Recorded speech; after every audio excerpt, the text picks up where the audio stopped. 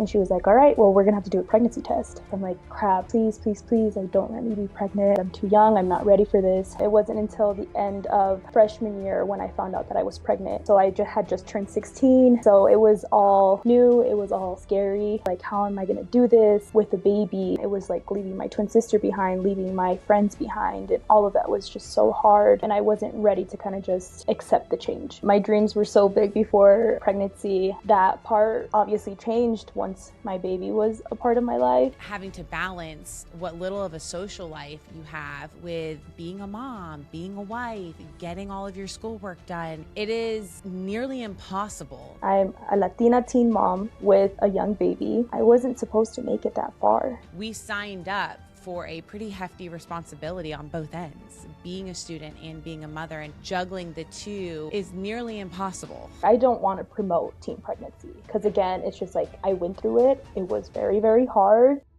Today's guest has a powerful story of becoming a mom at just 15 years old and ultimately choosing to keep moving forward when life took an unexpected turn.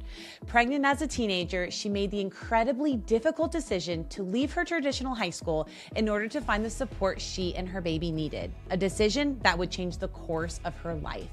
She learned how to navigate motherhood while also growing up herself, and later stepped onto a college campus as a parenting student, commuting by train to early morning classes and figuring out childcare and coursework along the way. As a first-generation college graduate, she's living proof that your circumstances don't define your future, and today she's using her story to walk alongside and advocate for pregnant and parenting students facing similar journeys. Hey, if you're loving the stories you're hearing, there are 2 easy ways you can support us. First, consider becoming a donor by leaving a tax-deductible donation through clicking the link in our show notes. Every gift, big or small, helps student moms feel empowered to have both their education and their baby. Second, drop us a 5-star review. It's totally free and makes a huge difference in getting these stories out there to more people. Without further ado, let's welcome Julissa to Unplanned and Untold. Well, Julissa, thank you so much for joining on the podcast today. I'm really excited for our listeners to hear all about your story. We typically interview women who have unplanned pregnancies in college, but your story, you get pregnant a tad earlier. Walk our listeners through what high school was like before you found out you were pregnant. High school, I was a typical, teenage girl. Freshman year was great. That's when I started dating my boyfriend, the father to both of my girls now. And it was all, just like the honeymoon phase, great. It wasn't until the end of freshman year when I found out that I was pregnant. So I had just turned 16. I was going, yes. So it was all new. It was all scary. And just all the feelings, all the emotions, like, man, like, I'm just 16. I still have ways to go to get through high school. Like, how am I going to do this with a baby? So it was scary, to say the least. I cannot imagine. I was 21 and I panicked. And so, being a teenager is a whole different story, and you're just so young. So number one, how did you find out you were pregnant? Did you realize that you missed a period, or did something else happen? So, I was oblivious to it all. I did miss a period. I started getting all of the symptoms of like feeling sick, nauseous. And I actually told my twin sister for the first time. I'm like, hey, like, this is how I'm feeling. Like, I don't feel good, like, whatsoever. So again, she started asking me all the questions, like, okay, like, what are your symptoms? Have you missed a period? And I was just like, yeah, like, I have. So, I kind of just broke it down to my mom, like, hey, I'm not feeling too well.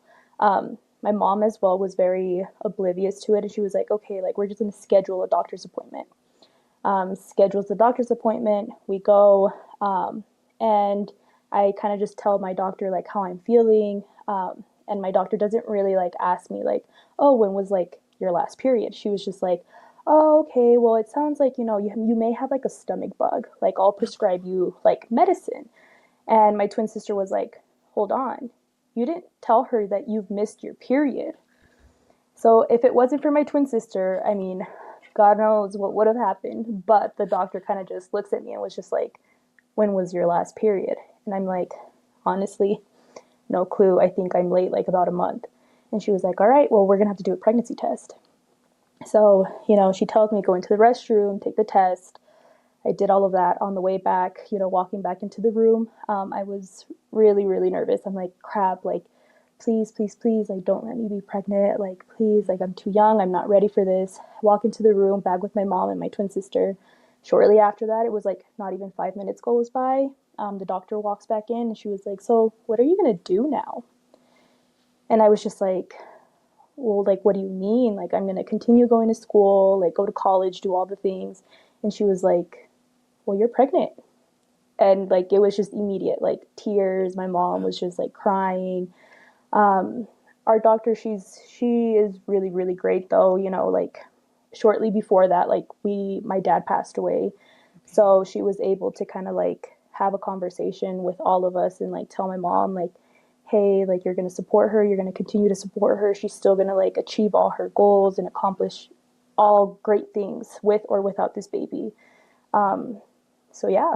Oh my goodness. So now I know high school starts to look a little different because you're pregnant. They used to have alternative schools. They're not as popular anymore for some reason, but you ended up going to a school that was designed to help women who were experiencing unplanned pregnancies in high school. Is that correct? Yes, that is correct. What was that like? Because if you told me at 15, 16 years old that not only are you pregnant, but you're changing schools, you're going to be away from your friend group, away from the boyfriend, walk us through the emotions of having to pivot and change schools. So that part was truly hard, because the school that I was at prior to attending the school that I graduated from, I was there from middle school all the way up until my sophomore year. And so, again, it was like leaving my twin sister behind, leaving my friends behind, and all of that was just so hard. And I wasn't ready to kind of just accept the change. So it was just a lot of conversations with my principal and with my counselor, like asking them for guidance, essentially. My principal was like, unfortunately, like, we don't have a lot of options to kind of just support you and your current situation. So it's gonna look hard. It's gonna be hard. So that was just really discouraging. And my counselor, he was just like, now you have to think about yourself and your baby. They kind of just would tell me all the time, like, we would love for you to stay here, but then we would hate to see you fall behind because now your life will look different. So my school nurse, myself, and I can't remember who else, we did a school visit to the school that I graduated from. Okay. We were able to go to the school. We were able to see like the difference in the whole dynamics of the school, the on-site early learning center, the high school, all the things. And I was just like, you know what? Like, this isn't so bad.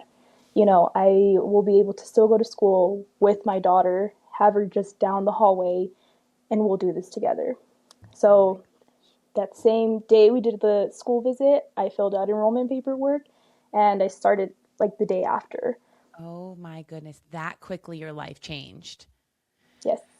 Now, were you going to school with other girls who were experiencing an unplanned pregnancy? And what was offered to y'all that was different? I know you mentioned the Early Learning Center. Were there any other extra classes or courses that this new school would provide for you? Yes. So it was still traditional. So I still had like my math class, my language arts class, my science classes. The supports that were offered were parenting classes. So that was obviously new. So I would go to my parenting class. I would learn the things of breastfeeding. I would learn the things of like how to talk to your baby, what to do if you're like so overstimulated and baby won't stop crying. And that was so helpful because, again, a 16-year-old girl with a baby, like, I didn't know any of these things. So, were you living at home still with your mom and your twin sister? Yes. And then what happened with the child's father? Were y'all still able to be together? And how long did you even know him? So I met my now husband, I met him when we were in sixth grade. Oh my goodness. Yes. But we didn't start dating till freshman year in high school. Oh my Yeah. word. That is Hmm. wild. Yes. Oh my goodness. And so when you had your baby, what did his involvement look like? Y'all are so young and navigating so many different things. Was he able to be a support system for you being that young? Yes. I mean, and again, like any typical relationship, we had our highs and lows. Um, but my concern was never like, now I'm going to tell him and he's going to run. You know, Mm. I told him and he was just like, okay, we're going to do this together. And we did. Yeah. Oh, y'all Hmm. beat all the odds because he's your husband now. Yes. Oh Yes. my goodness. So, Yeah. wow, that is so amazing to hear. Absolutely beating all of the odds. So, you're going to this different type of high school. Did you always want to go to college? Was that on the radar the whole time? It was. Yes. Did you ever feel like finding out you were when you were pregnant that that dream was going to have to go away? No. And I feel like it didn't go away, especially because I went to the high school that I went to, Okay. right? So I had the ongoing supports. So I knew I'm like, okay, so if I'm doing this now in high school, like there has to be something in college where it looks the same. The supports have to like continue. So I mean, it was a lot of like learning, Yeah. right? Like having to do my research into early learning centers and the start dates and all of the things. But it was possible. Wow. So is that how you ended up picking the university that you went to? Were you looking where there would be resources, or did you always have a different university in mind?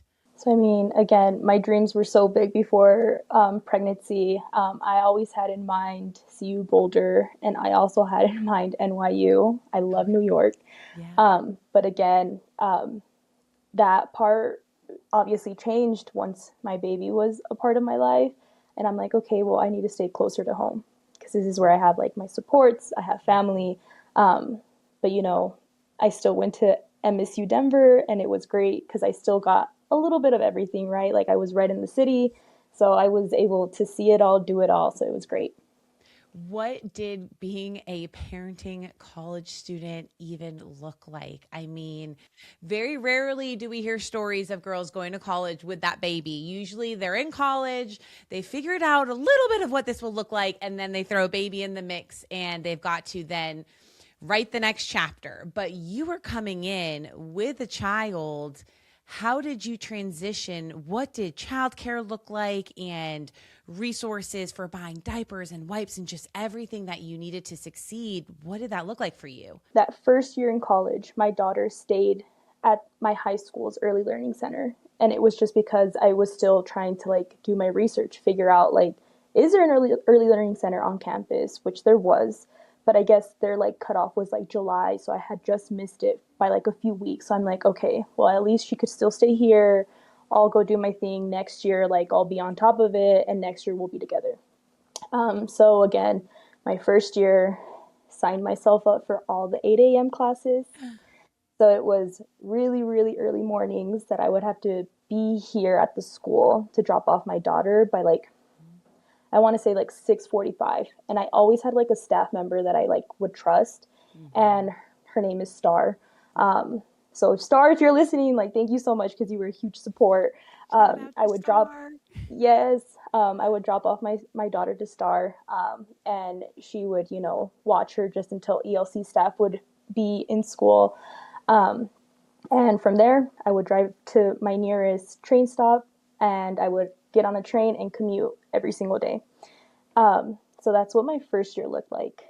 Now, Oh my going into gosh. my second year of college, when she was finally on campus with me, still early mornings because I still had my 8 a.m. classes, but we would drive together to the train stop and then hop on two trains to get to school every single day.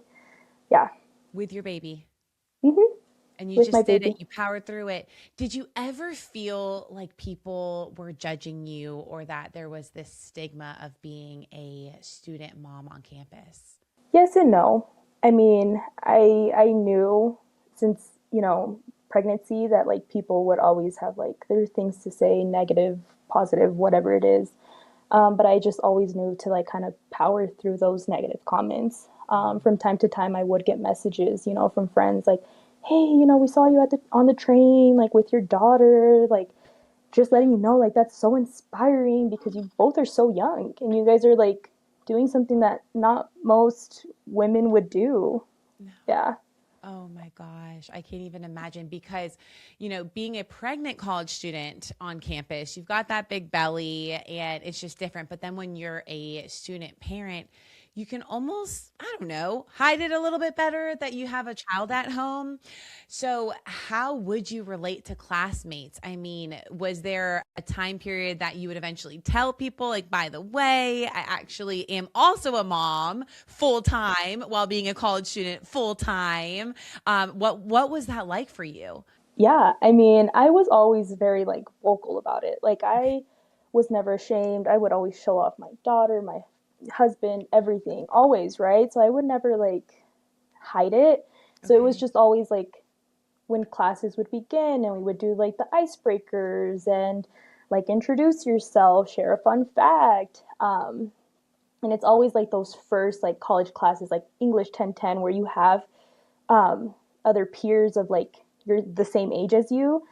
So I would share like right then and there, like, oh yeah, fun fact about me, like I have a daughter, she's 2 years old, and they would just be like, you have a kid, and I'm like, yeah, yeah, I do. They're like, so you had her when you were 16? Yeah, yeah, I did. Yeah. Oh my goodness. I mean, I just remember what college life was like prior to having a baby. And I can imagine being in those shoes of people you're telling. It's like, I'm barely making it through, and it's just me. It's just me. And yet you have a whole nother life that you are living. Really, you're living a whole nother life before you even get to school with your daughter, getting her up, ready, out the door, all of the things, and then dropping her off, going to classes. How did you juggle the studying portion and getting all of these credits in? It was just really, really late nights, but then also managing to schedule my classes in a way where it made sense to me. So starting off really early and then even having like a long lunch break. And my long lunch breaks, I would just sit in the library, eat my lunch, go through all of my readings that I had to do, homeworks, start assignments, and try to finish them before due dates. It's a lot. That Mm-hmm. is a massive amount to juggle. Do you feel like your daughter was the driving force that made you figure out a way to get it all done? Yes. I would constantly tell myself, like, I need to be the role model that she looks up to, and I need to be the person that gives her minimal excuses, right? Like, I never want her to tell me, like, oh, I can't do this because it's too hard. I want her to say, like, my mom did this with me at such a young age. Like, Mm. I can't give my mom any excuses where she'll be like, oh, I understand. No. No, not after you graduate high school and then you go to college and you bring her with you and you persevere through all the awkwardness, all of, the judgment or the stigma that's attached. But then having to balance what little of a social life you have with being a mom, being a wife, getting all of your schoolwork done. It is nearly impossible, but somehow we figure out a way to do it. There's something inside of each of us that have had an unplanned pregnancy that just gets lit up like a fire and makes us persevere through some of the hardest obstacles. What would you say was one of the hardest obstacles for you while trying to get your college degree, being a student mom? I would definitely say, like, everything that comes with being a mom, right? So, like, when my daughter would get sick, and there was this one time that actually, like, it was really, really scary because she started off the morning feeling a little bit under the weather. Um, Prior to this day, I mean, we went to go get flu shots. So then the next day, she was kind of like not feeling the best. So I'm like, okay, like it's probably like the shot that we got. Like she'll be fine, right? I can't miss school. Like I have my biology lab today. Like this is really important. I need to be there. So we go on about our day, take her to school. I'm in school. I'm literally walking into my biology lab when I get a call from her early learning center. And at the time, she's like across the city from me because she's still at my high school's early learning center. Oh my goodness. Not just a quick 5-minute car ride to go get her. Oh my gosh. And I'm commuting, so I don't even have my car. So Oh I have my, to your commute back to her. train. Oh no. hmm So I get this phone call, I answer, and they're like, hey, like, she's not doing really well. Like, we're getting really nervous because she's not really being responsive. Like, she just took a nap, but she's not wanting to wake up. So we've called the ambulance, like, she's on her way to the hospital. So I immediately just, like, grab my things, run to the train, and I get on the train, and I'm just, like, hoping, like, oh my God, like, please, everything be okay. Um, so I'm just rushing. I get to the emergency room and they have her in the emergency unit, and she was there with the ELC director. So the ELC director was just giving me like the rundown of like what had happened, what's going on. And the doctor comes in and they were like, well, she seems stable. Her vitals seem fine, but we just don't know. Like, yeah, like she seems like overly tired. So we're just going to keep her to monitor her. But I think situations like that would make it hard because I'm like, okay, now I'm obviously here having to be present with my daughter and I'm like worried sick. But then now it's like playing the catch up game. What did I miss in class? Are my professors going to understand? Nine times out of 10, I mean, they were really like understanding. But sometimes it's like, but you still have to do this if you want to pass. Absolutely. It's never an excuse to just say, "Hey, I'm so sorry. Like had to be a mom. Hope I can just hop back in and into class where I left off." I mean, we signed up for a pretty hefty responsibility on both ends, being a student and being a mother, and juggling the two is nearly impossible, which takes me to graduation because I know how I felt walking across that stage. It felt like a million pounds had been lifted off of me. I can't imagine how you felt getting pregnant so young, graduating from high school, but then graduating from college. Take us back to that moment of what you were experiencing. It was just, it was almost like, it was like unbelievable for me because again, it was just kind of like all of the statistics you hear, right? Mm-hmm. I'm a Latina teen mom with a young baby. I wasn't supposed to make it that far, but I did, right? So walking across that stage, it was so personal because I'm like, wow, like I beat the odds. My daughter beat the odds, right? Because she doesn't have a mom that was a dropout. She has a mom that has now a bachelor's degree. So now my daughter can finally say, like, I have a parent that has a high school diploma and a bachelor's degree. Yeah, hopefully soon a master's. So Are you going for it? Are you going for the masters? I'm currently in school. Yes, I'm currently in graduate Go, school. girl. Oh my, ain't no one gonna tell you no. You are Right? going all the way. Oh, yeah. Oh, yeah. Oh, I love this so much. What do you think you've seen as the biggest impact for your life after graduation? Like, how did persevering through all of these hurdles impact you? I mean, it's just the endless amount of opportunities. Mm-hmm. I feel like that was like my biggest worry too, where I would always constantly tell myself like I don't want to be stuck working a 9 to 5 in a job where it's like Walmart, McDonald's, fast food industry. I mean, and by all means, a job's a job, right? But I'm Yeah, like, I want to have a career. right. I need to have something for myself. So, I mean, finishing my undergrad year and just having the endless opportunities of like working at Denver Human Services to now working at a school, like it's just amazing to see like the whole like different dynamics in each work industry. It's wild, and the opportunities are endless. And knowing your story, and I don't know if you ever share this with, employers, but I will take a woman who has experienced such adversity and persevered through it. I mean, that type of woman with that type of character invaluable because we don't just take no for an answer.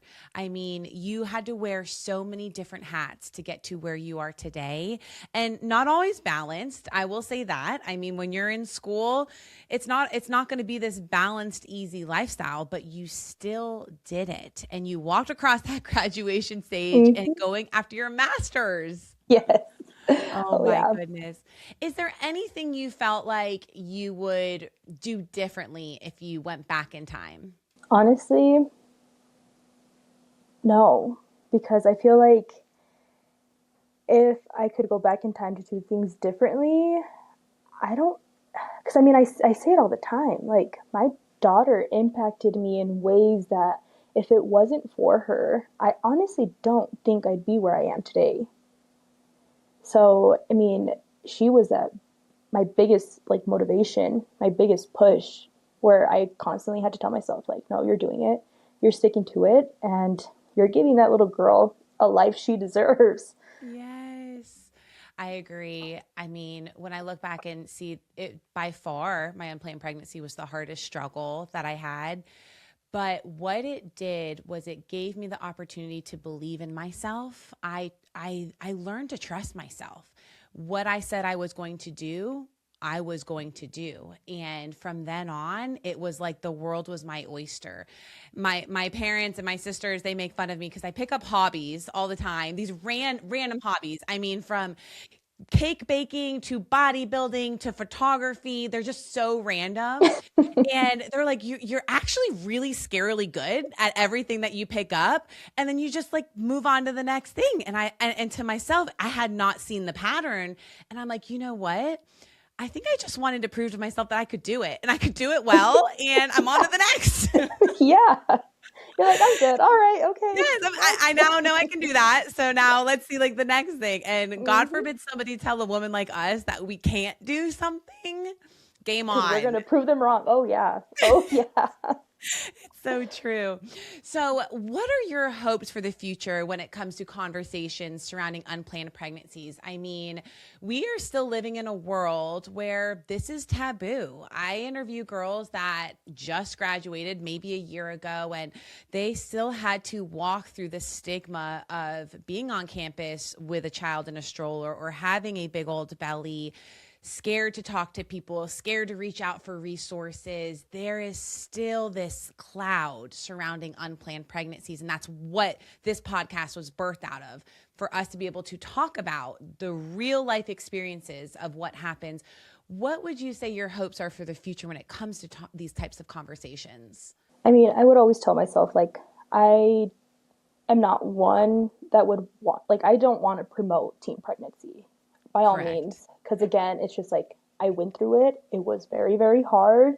Um, but then, yeah, it's just having those conversations with young girls, and letting them know, like, you can actually plan ahead, right? There's a whole bunch of resources out there, whether it is like birth control and like just preventing pregnancy and putting it off for when you feel, I guess, ready. But in a way, too, like I think about it, I'm like, I don't think you're ever ready to have a baby, whether if you are 16 or if you are 30.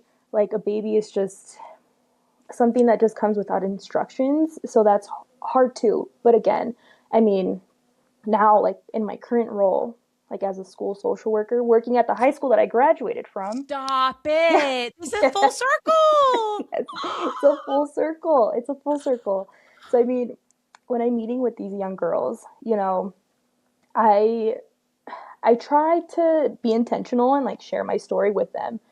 Um, some of them, they are moms themselves. Most of them are not yet. So, I kind of just tell them like, enjoy this. Enjoy that it's just you. Prepare yourself. Plan for the future. Um, and everything comes in a timely manner. It's not a rush. It's not a race. Like, enjoy life. Enjoy Mhm. it. Your young Absolutely. ones. Yes. Yeah. What made you want to go back to your high school and work as a counselor there? It was being able to come back to the community that did a lot for me, right?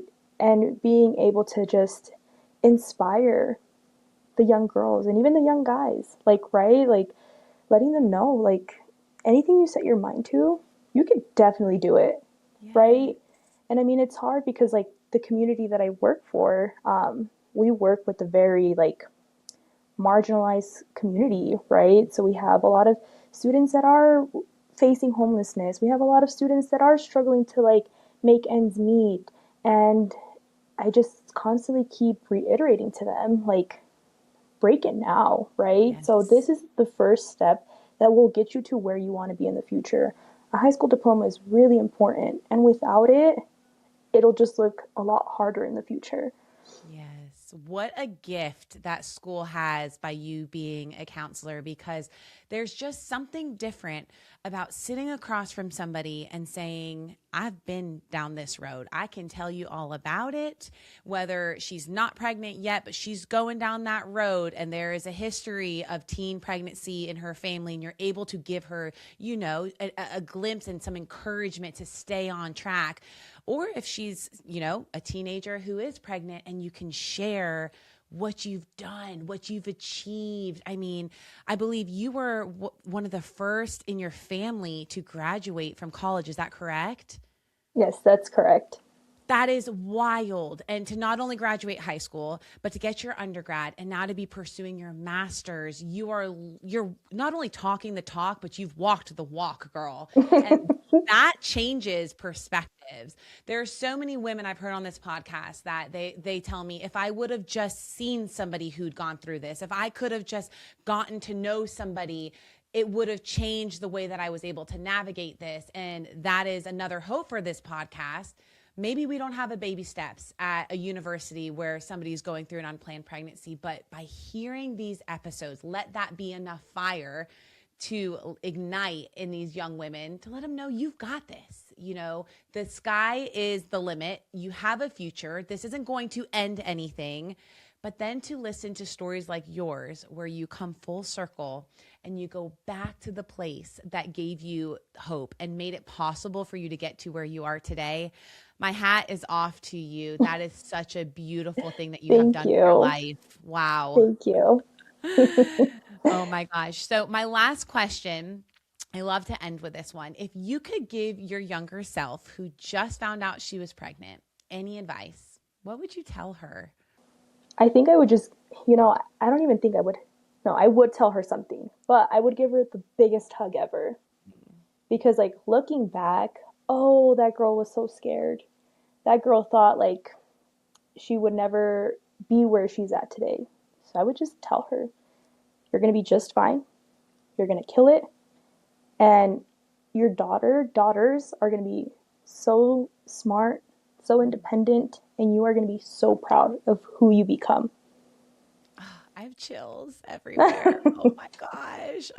I just want to thank you so much for coming on the podcast, for being so vulnerable, for igniting hope into these young women that you're seeing on a daily basis, but the ones that you might never meet. You'll never really know the impact of your story, but I know it's going to impact so many. So thank you so much for taking the time to be on our podcast today. Awesome. And thank you so much for the opportunity. Anytime that I get to, like, have a sit down and kind of just share a glimpse of my life and be, kind of like a guiding light to someone else, like, I am all in. Oh, So I thank love you. it. Absolutely. And for all of our listeners, we hope to have you back for our next episode of Unplanned and Untold. Bye-bye. Unplanned and Untold drops new episodes every other Wednesday. We're available on Spotify, Apple Podcasts, and YouTube. Don't forget to subscribe and give us a 5-star review if you love this episode. I'm Caitlin Willing, and this is Unplanned and Untold.